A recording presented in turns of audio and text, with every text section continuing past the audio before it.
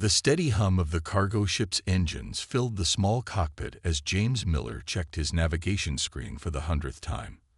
The shipping route between Mars and Europa was usually quiet, but something felt off today.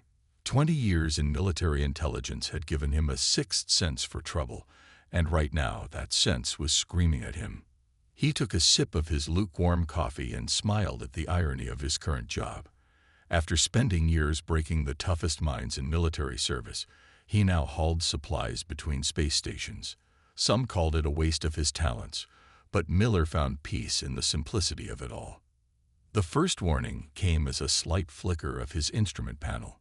Miller's hands moved instantly to the controls, muscle memory from his military days taking over. The second warning was much more obvious, a massive shadow that suddenly loomed over his ship, blocking out the distant sun. Well, Miller muttered to himself, this is new. A bright purple beam of light shot from the massive ship above him, surrounding his small cargo vessel in an ethereal glow. His engines died instantly, and the emergency lights flashed on, bathing the cockpit in red. Miller didn't panic. Instead, he calmly reached under his seat and activated a small device, an old habit from his intelligence days that automatically recorded everything. The ship shuddered as an invisible force began pulling it upward. Through his viewport, Miller could see the alien vessel clearly now. It was beautiful in a terrifying way, all sleek angles and shimmering surfaces, like a diamond had been stretched into the shape of a warship.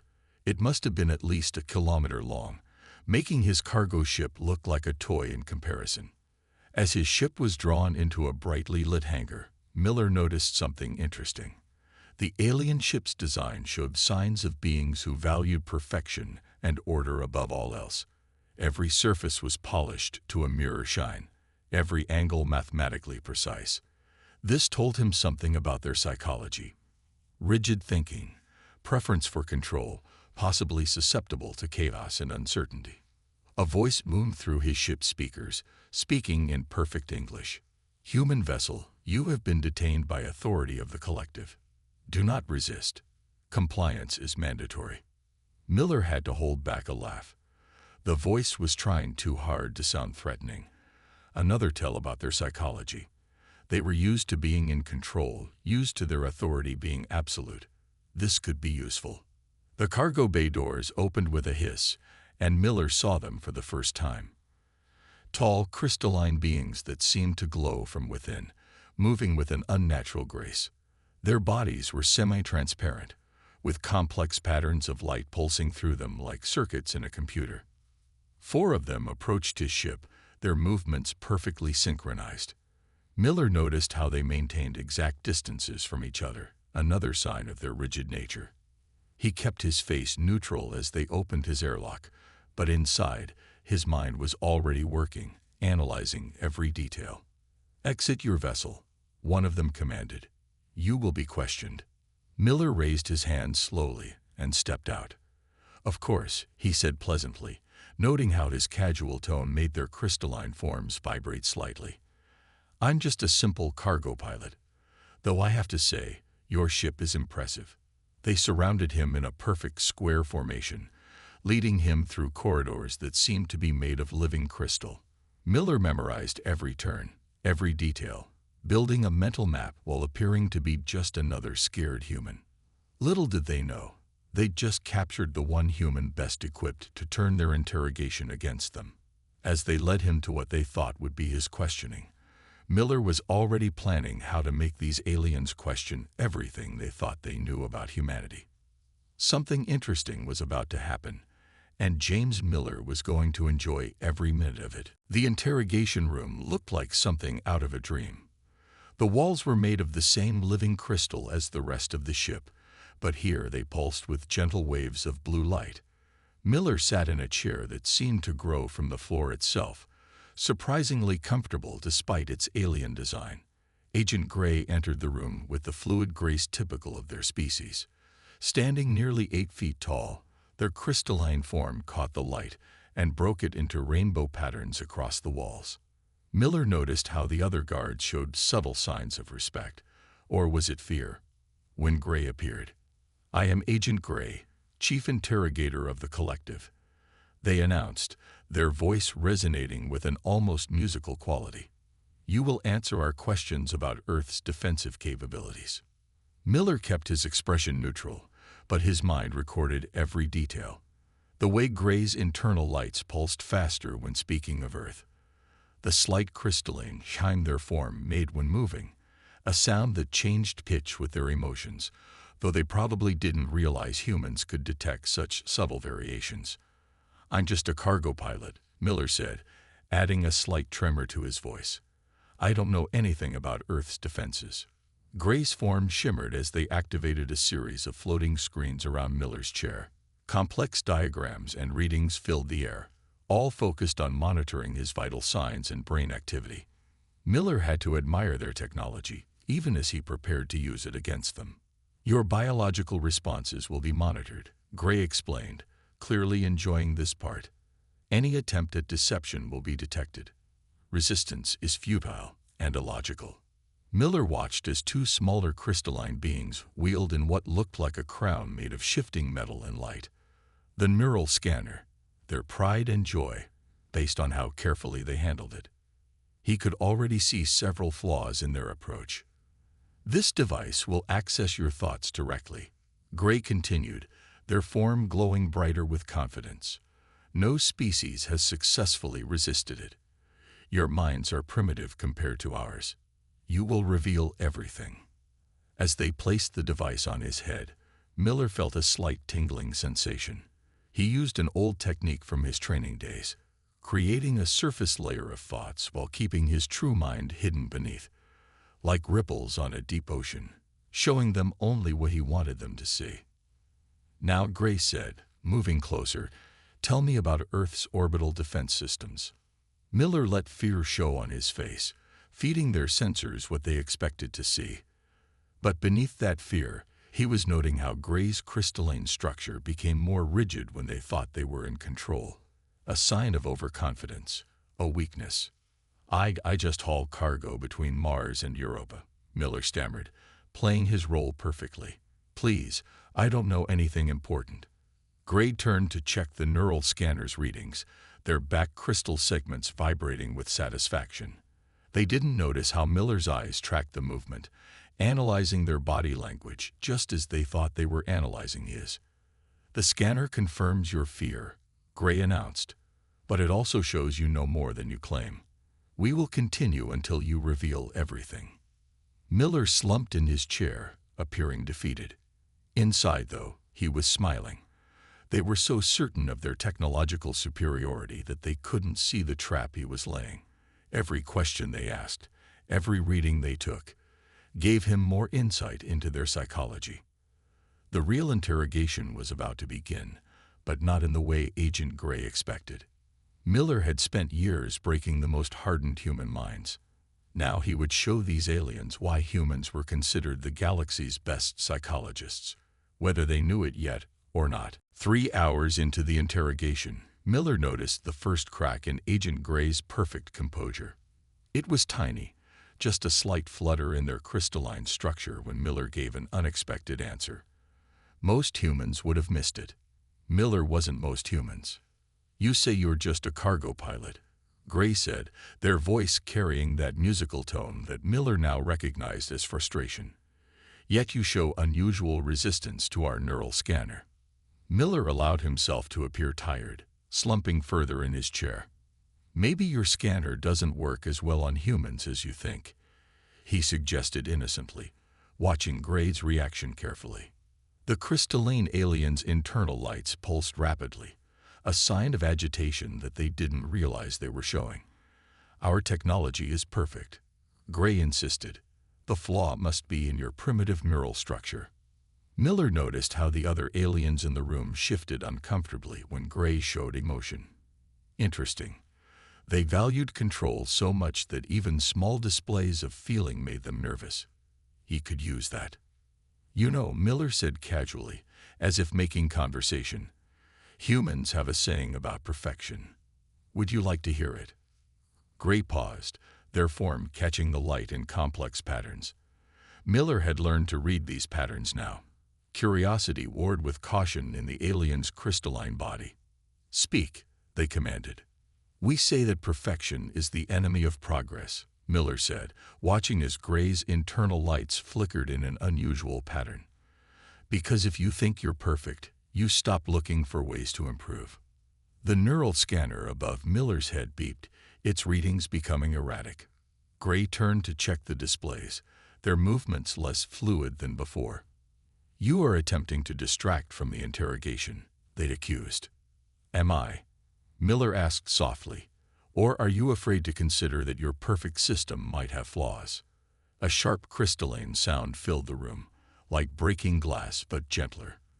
The other aliens looked at Gray in alarm. Their chief interrogator's surface had developed tiny, almost invisible stress patterns. Miller knew what they meant. Psychological pressure was getting through Gray's perfect control. "You will answer our questions about Earth's defenses," Gray insisted, but their voice had lost some of its musical quality. It was sharper now, more brittle. Miller straightened in his chair, letting his tired act fall away slightly. "You know what I find interesting," he said, his voice taking on a more professional tone. "You've been so focused on reading my neural patterns that you haven't noticed I've been reading yours." Gray's form stilled completely, a sign of shock that Miller had learned to recognize. "Impossible. Our species is far too advanced for primitive human observation." "Really?" Miller raised an eyebrow. "Then why does your crystalline structure vibrate at a frequency of 247 Hz when you're confident, but jumps to 312 Hz when you're uncertain? Like it's doing right now." The room went silent. The other aliens stared at Gray, whose form was indeed vibrating at exactly the frequency Miller had named. For the first time, real fear began to show in their light patterns. "How?" Gray started, then caught themselves. "You are attempting to manipulate the situation." Miller smiled, dropping all pretense of being the simple cargo pilot. "Of course I am. The question you should be asking is, how long have I been doing it? And what else have I learned about you?" The neural scanner's readings were chaos now, but not because of Miller's brain patterns. It was picking up the emotional turmoil from every crystalline alien in the room. The tables had turned, and everyone knew it. Gray's perfect interrogation had just become something else entirely, a demonstration of why humans were the most dangerous psychologists in the known galaxy. The atmosphere in the interrogation room had changed completely. The floating screens that monitored Miller's vital signs now seemed to mock Agent Gray, showing readings that made no sense to the alien interrogator. Miller sat more comfortably now, his posture relaxed but alert, like a teacher about to give an important lesson. "Let's talk about your species' greatest weakness," Miller said calmly, watching as Gray's crystalline form shimmered with suppressed emotion. "You're so convinced of your superiority that you never considered humans might understand things you don't." "Silence," Gray commanded, but their voice lacked its earlier authority. The other aliens in the room were backing away slowly, their forms vibrating with increasing distress. "You are still our prisoner." Miller nodded thoughtfully. "Am I?" "Because from what I've observed, your entire society is built on perfect control and absolute certainty. What happens when that certainty breaks?" He gestured at the stress patterns now clearly visible in Gray's surface. "Like it's breaking right now." Gray moved to check the neural scanner's readings again, a habit Miller had noticed they fell back on when uncomfortable. "Your primitive attempts at manipulation cannot affect us," they insisted. "Then why?" Miller asked softly. "Do you keep checking those readings? Is it because for the first time in your career, you're not sure what's happening?" That must be terrifying for someone who's never experienced doubt before. A sharp crack echoed through the room. One of the younger aliens had lost control, their surface splitting slightly before they quickly reformed it. Gray spun around to stare at them, which only made the younger alien's distress worse. "You see," Miller continued, his voice taking on a tone he'd used in countless interrogations before, "humans have spent thousands of years understanding how minds work, not just our own, but anyone's. We've learned that all thinking beings have patterns. Once you understand those patterns. He paused deliberately, watching Gray's internal lights pulse with anxiety. Well, then you can help them. Or break them. It's really just a matter of choice. Gray's form was now showing clear signs of strain, light patterns shifting erratically. The collective will. The collective, Miller interrupted gently, is watching this right now, aren't they? Through these monitors. He waved at the floating screens. They're seeing their best interrogator lose control of a situation with a primitive human. That must be damaging to your perfect reputation. The words hit home. Gray's crystalline structure emitted a high-pitched sound of distress. The other aliens were now pressed against the walls, their forms showing similar signs of psychological shock. Would you like to know the most interesting thing I've learned about your species in the last few hours? Miller asked, leaning forward slightly. You've never developed techniques for handling emotional manipulation because you never needed them. Your society is so perfectly ordered that you never experience the chaos that forces humans to adapt. He stood up slowly, removing the neural scanner from his head. None of the aliens moved to stop him. That's humanity's greatest strength, you see. We're messy, chaotic. We've had to learn to handle uncertainty, doubt, and fear. We've turned understanding these things into an art form. Gray's surface was now covered in a web of stress patterns. What do you want? They asked, their musical voice now discordant with confusion. Miller smiled kindly. I want what I've wanted since you brought me here, to have a real conversation. One where both sides understand each other. Because right now, you're beginning to understand something very important about humans.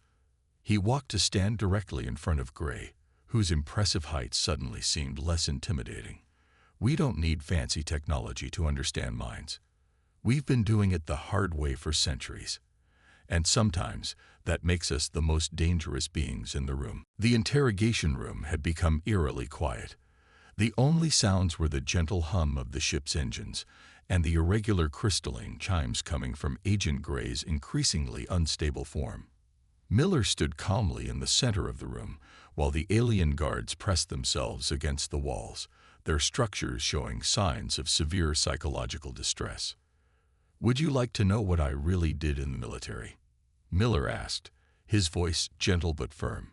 Gray's internal lights flickered rapidly, a sign Miller now recognized as fear mixed with curiosity.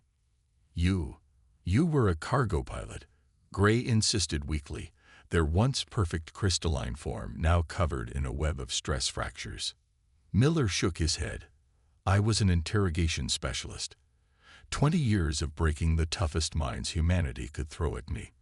But more importantly, I was a teacher. He gestured at the floating screens still displaying chaotic readings. I taught others how to understand the way minds work. A new sound filled the room. A high-pitched crystalline resonance. One of the younger guards had completely lost control, their form shifting between solid and liquid states. The others watched in horror as their colleague's perfect structure dissolved into chaos. Stop this, Gray demanded, but their voice cracked with uncertainty. You cannot understand our psychology. We are superior. Let me prove how well I understand. Miller interrupted calmly. In exactly 3 seconds, your internal light pattern will shift to a frequency of 418 Hz, the resonance of extreme distress in your species. Would you like to know why? Before Gray could respond, Miller continued, because I just proved I can predict your psychological responses with perfect accuracy, something you thought was impossible. And that truth is going to shatter your worldview in exactly. Now, right on cue, Gray's internal lights shifted to the exact frequency Miller had predicted. The alien interrogator staggered backward, their crystalline surface crackling with stress lines. How many others are watching this? Miller asked, looking directly at the monitoring screens. How many of your perfect, superior beings are seeing their best interrogator break down because a primitive human understood their psychology better than they understand themselves? Gray's form was now vibrating so intensely that small crystalline fragments were falling to the floor. The collective. They couldn't finish the sentence. The collective is learning a valuable lesson, Miller said, his voice taking on a teacher's tone again. Humans aren't just another species you can dismiss as primitive. We've spent our entire history understanding minds, our own and others. It's how we survived when we were still using stone tools against predators. It's how we built civilizations. It's how we've handled first contact with 17 different alien species without a single war. He walked over to Gray, who was now barely maintaining their humanoid shape. Your technology is incredible. Your civilization is amazing. But you made one crucial mistake. He paused, letting the tension build. You thought that because we didn't have your advanced neural scanners, we couldn't understand how minds work. You never realized that doing it the hard way made us better at it.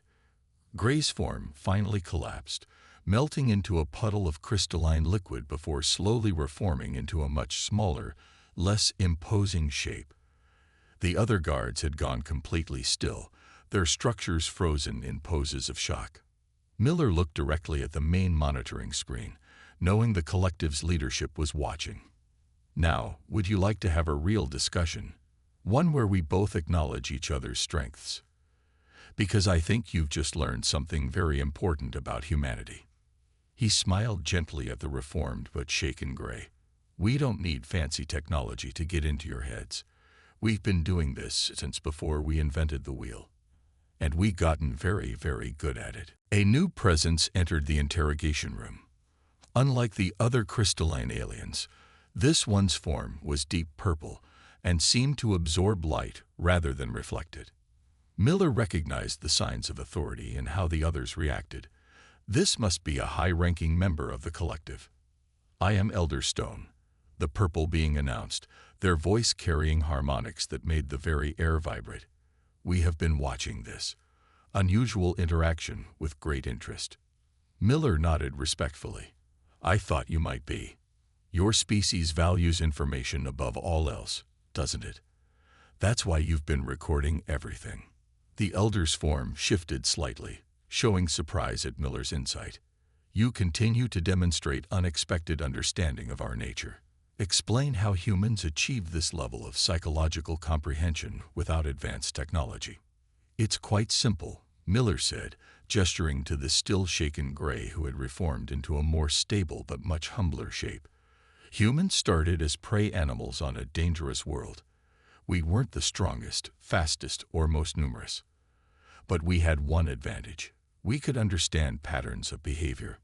The Elder moved closer, their crystalline structure showing complex swirls of dark energy. Continue. We learned to predict how predators would think, how they would hunt. Then we learned to understand each other, to form complex societies. Every conflict, every alliance, every negotiation taught us more about how minds work. Miller smiled. We had to understand psychology to survive. Your species developed technology first. We developed empathy and psychological insight. Gray spoke up, their voice much softer than before. But our neural scanners, they are perfect technology. Perfect technology isn't always the answer, Miller explained gently. Think about learning to walk. Would you rather have a perfect walking machine, or learn to handle the stumbles and falls until you master it naturally? The Elder's form pulsed with new understanding. You are suggesting that our reliance on technology has limited us. Not limited, Miller corrected.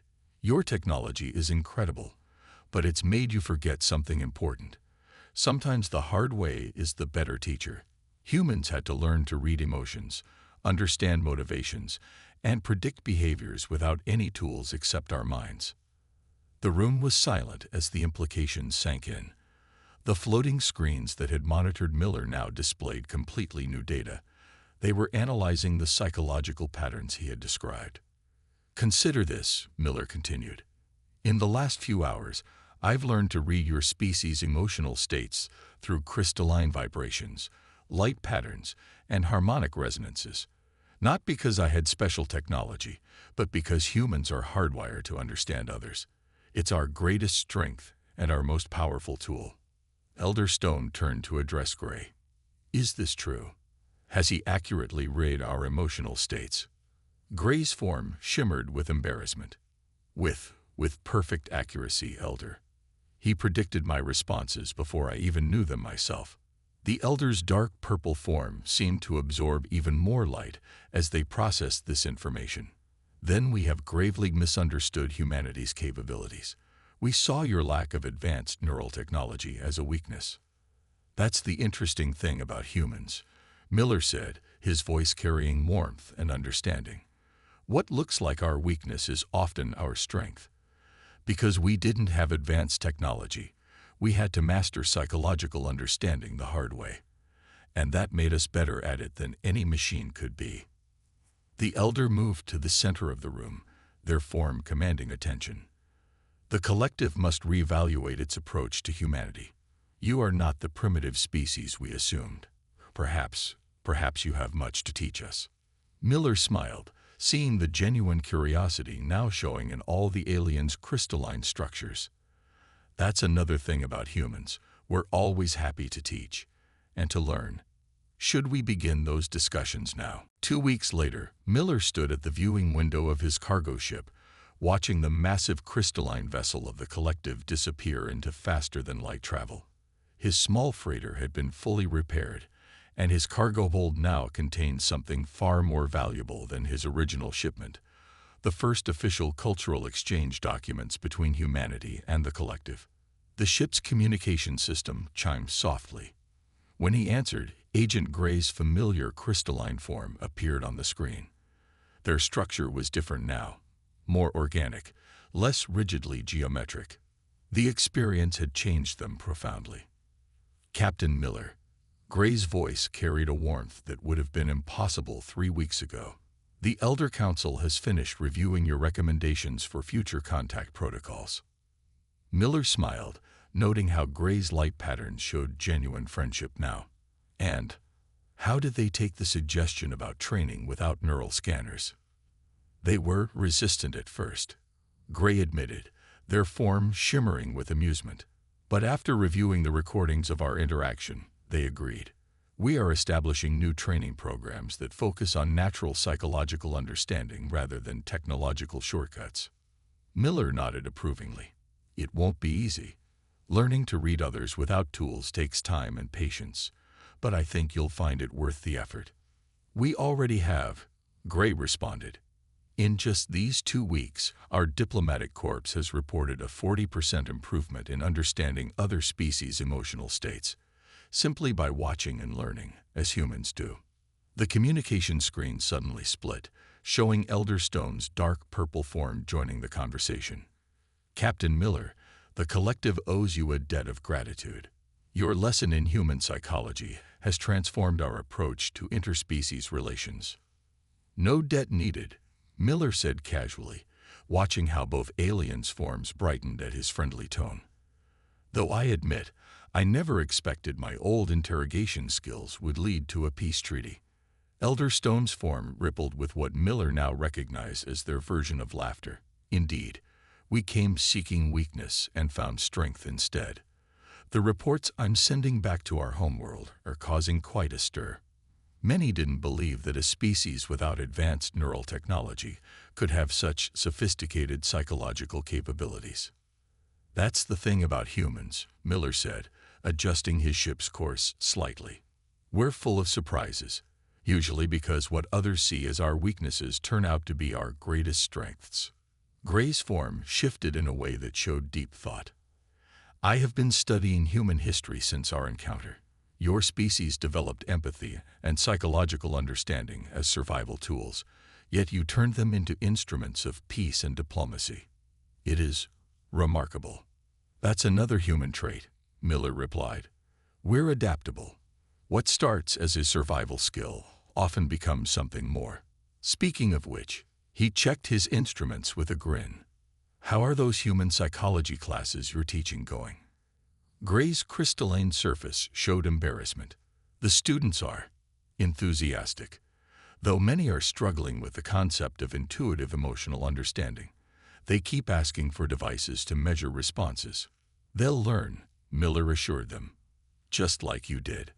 Sometimes the best technology is no technology at all. As the conversation wound down, Elder Stone's form pulsed with formal authority. The collective has authorized me to offer you a position as our chief advisor on human psychology. We believe your insights could be invaluable for future relations. Miller looked out at the stars, thinking about the offer. I appreciate that, Elder, but I think I'll stick to hauling cargo for now. Though, he smiled, I wouldn't mind stopping by for a guest lecture now and then. The aliens' forms both showed understanding. They had learned enough about human psychology now to know that sometimes the most powerful teachers preferred the simplest roles. As the communication ended, Miller set course for Earth, content in knowing that his greatest victory hadn't come from breaking minds, but from teaching others how to understand them.